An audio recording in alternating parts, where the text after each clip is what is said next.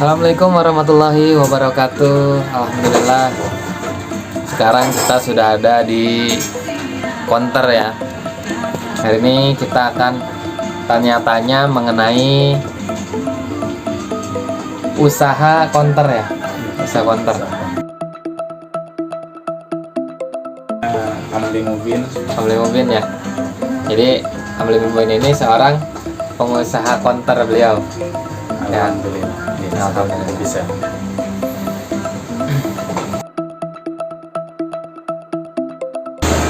Counter itu sebenarnya itu dalam kategori kita di bidang dalamnya kategori bidang bisnis. Dalam artian yang namanya bisnis itu kita mencari ya, bukan menanti. Artian kita mencari. Di dalam bisnis itu misal kita buka counter sendiri. Yang pertama kita adanya modal, yang kedua kita mempersiapkan tempat, yang ketiga itu kita keaktifan kita. Itu yang bisa dapat mendorong kita buka usaha counter yang penghasilan omset per minggu, per hari, bahkan per bulan, per tahun itu bisa naik. Jadi di counter itu penghasilannya tidak tetap seperti jualan-jualan yang lain ya. Tidak bisa dikatakan tetap, tidak bisa tetap, akan tetapi bisa naik dalam seminggu itu bisa naik omset kenaikan pemasukan. Tergantung cara kita Ya. berkreatif di dalam counter organ Ya. Itu kembali yang ke nomor 3 tadi yang saya sudah jelaskan ya, aktif. Itu di bagian di bidang apa itu aktif itu di dalam ketika kita yang namanya bisnis kita mencari. Contohnya kita di dalam ya counter, kita kan di mayoritas counter itu banyak digunakan, contohnya kayak pulsa, valuta dan sebagainya itu kebanyakan digunakan di masyarakat. Apalagi kalau sekarang mayoritas masyarakat Indonesia itu untuk pulsa, valuta dan khususnya PLN. PLN sekarang sudah menggunakan pulsa. Jadinya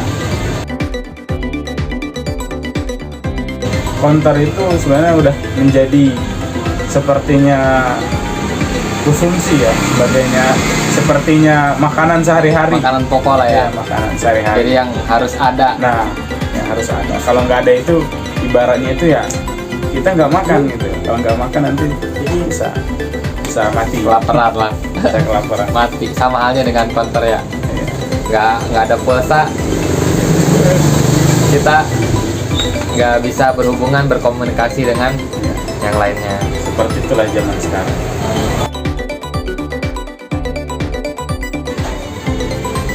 Untuk permodalan itu sebenarnya tidak harus modal banyak sekian juta, beberapa juta itu tidak harus kita patokan misalnya 5 juta. Modal 3 juta aja udah cukup kita membuka usaha counter. Akan tetapi kembali lagi ke yang nomor 3 yang sudah dijelaskan, aktif. Apalagi kalau pulsa itu sebenarnya nggak usah kita modal. Misalnya kita usaha mikro mini ya, ini maksudnya usaha mikro mini, jadi usaha kecil-kecilan. Kecil-kecil dulu. Usaha kecil-kecilan. Itu khususnya pulsa itu kan sistem harus muter terus keuangannya. Jadinya kita harus muter terus keuangannya, dan itu pun tidak usah besar-besar seperti modalnya 200, 500 udah cukup itu untuk modal Pulsa sendiri. Khusus jualan pulsa sendiri dan ini kauta.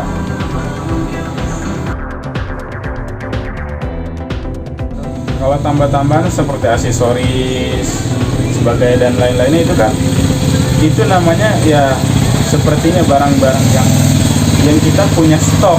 Jadinya kalau punya stok itu kita ya nunggu, misalnya kita ketika barang ini laku masih ada yang barang yang kedua, masih ada stok. Cuman kalau pulsa itu tidak bisa, harus muter terus uangnya.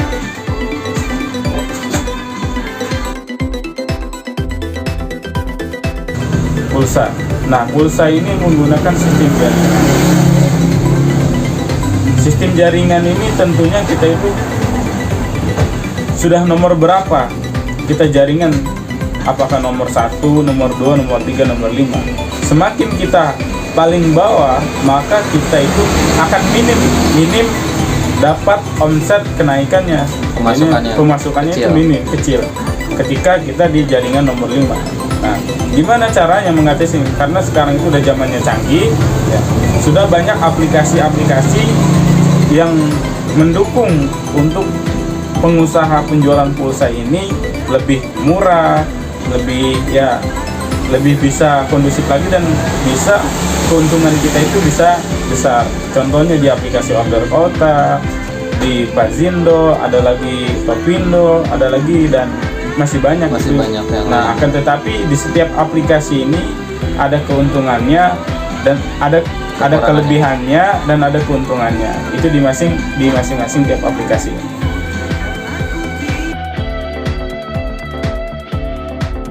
Kalau untuk aksesoris, nah aksesoris kita bahas untuk aksesoris. Aksesoris ini yang modalnya yang sebenarnya harus besar. Kenapa harus besar? Ketika kita membuka counter khususnya aksesoris, kita itu belinya per glosir.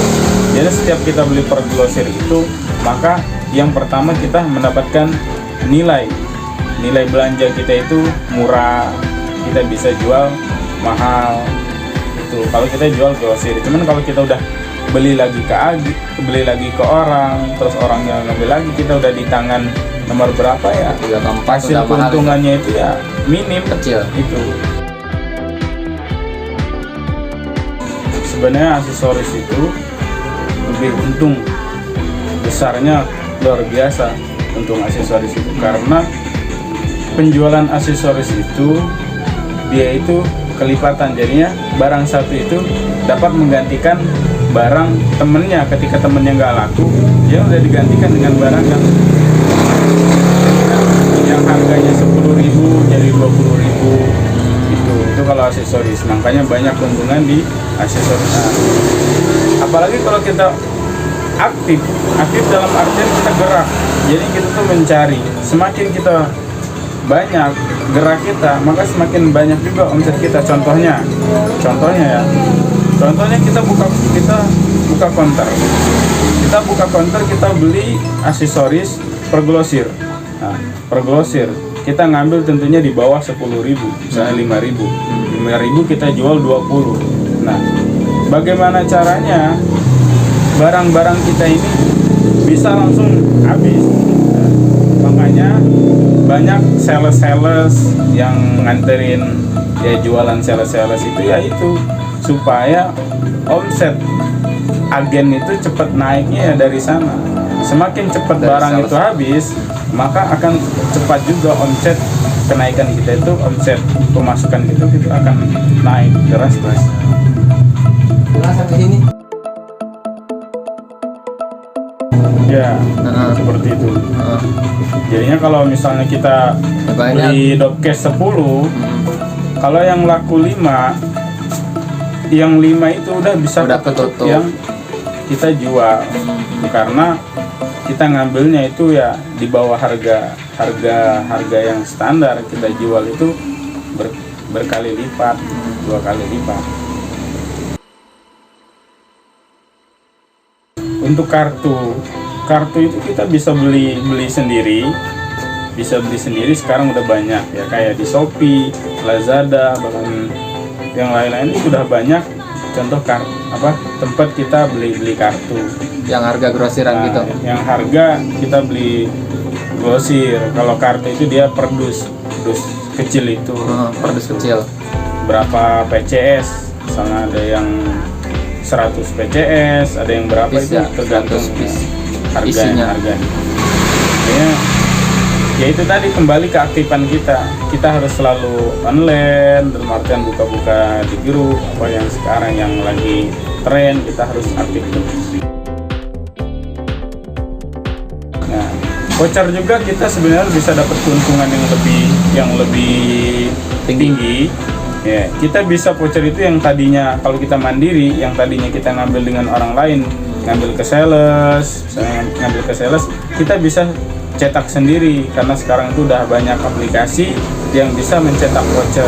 Akan tetapi, nah di sini kelemahannya, kembali lagi, kelemahan kita cetak voucher itu, satu, modalnya harus besar. Yang kedua, kita beli voucher, misalnya beli voucher kosongan seperti ini di Shopee, nggak mungkin toh kita beli satu.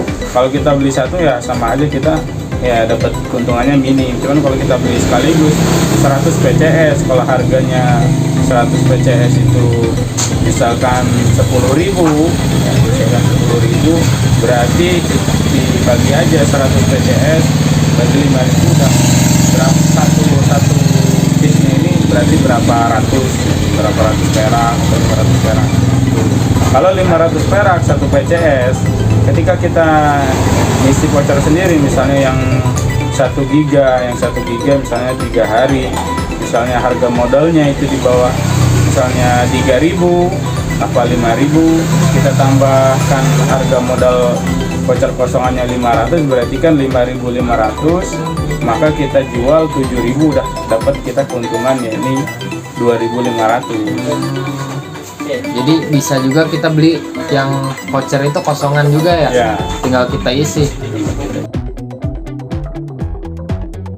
Di ngisi aplikasi voucher itu banyak aplikasi yang sekarang itu yang lagi tren. Ada yang namanya Buana Pulsa, ada yang Gerhana Reward, ada juga yang pakai Mediapay. Cuman kelemahan kita penginjakan voucher ini, karena voucher ini dia itu per wilayah, jadinya kelemahannya ada wilayah-wilayah yang belum terdaftar, yang belum bisa nginjek voucher sendiri. Jadinya khususnya itu ada sendiri. Jadi wilayah, misalnya wilayah Provinsi Sumatera, Kalimantan, Pulau Jawa, dan Jabodetabek. Dan itu ketika kita luar pulau, beda daerah wilayah itu, maka akan berbeda harga-harganya. Harga kita nginjek voucher itu pasti berbeda dengan Jabodetabek. Beda tempat, beda harga lah ya. Ini satu lagi terakhir sebelum penutup. Kemarin saya dengar ada dari counter itu lebih bagusnya ada servisnya, karena dari servis itu keuntungannya itu sangat banyak. Nah, mengenai ini nih, bagaimana nih? Nah, untuk servis tersendiri itu sebenarnya untungannya memang keuntungannya itu lebih dahsyat, lebih besar keuntungan servis itu, karena servis itu jarang orang yang bisa semuanya servis, jarang. Karena ya itu tadi harus ada yang namanya ketelitian dan punya keinginan servis itu. Nah, servis ini kenapa untungnya sangat besar? Karena mayoritas orang-orang ini karena memang ya bukan faknya, karena nggak tahu, ya itu di sanalah kita buka celah untuk buka servis. Contohnya kita ganti LCD, bahkan yang sering terjadi kendala-kendala di HP itu, yang pertama itu baterainya bocor, yang kedua itu LCD-nya rusak, yang ketiga itu IC-nya itu bagian pengecasannya, yang keempat itu suaranya kadang kalau kita nelpon itu nggak ada suaranya, itu di speakernya. Itu kalau empat itu udah kita kuasai, insya Allah kita buka servis HP itu, insya Allah kita untungannya besar. Contohnya, apalagi kalau kita udah punya agen tempat belanja perlengkapan elektronik, yakni anti gores, misalnya LCD, baterai, isinya, dan lain-lainnya, maka yang tadinya sama sepertinya kita jualan aksesoris HP. Jadi kita belinya, contohnya kita beli kalau